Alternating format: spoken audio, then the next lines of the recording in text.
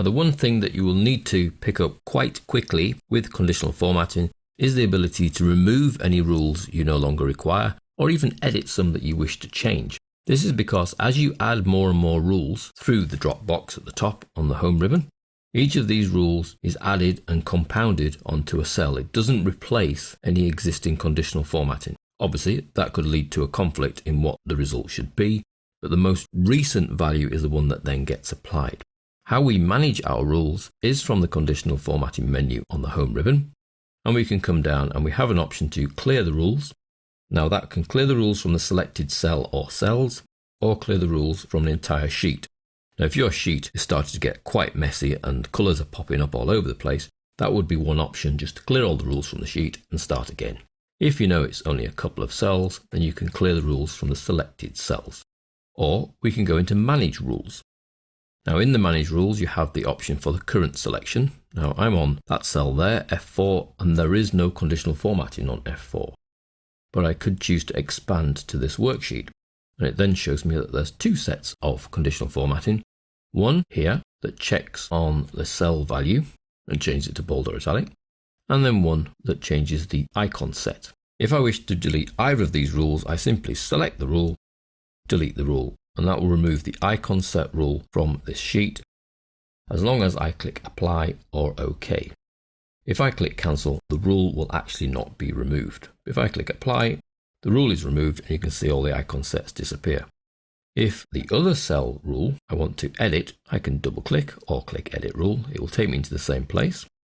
And you can see that this will format only those cells where the cell value is between I3 and I4 by making it bold and italic. Well, I could change that formatting. Let's add some colour in. I'm going to go brown in the background as well, actually a bit lighter. Lighter blue in the background. OK, OK, OK. And you can see that the cell that effectively is affected by those formatting rules has gone with a light blue background. Now the option I had up here when managing those rules, you can see that that only refers to C4. So only C4 is having this rule applied to it. Well, I can expand that as well from within the rule manager by selecting all of those cells, going back to the rules manager.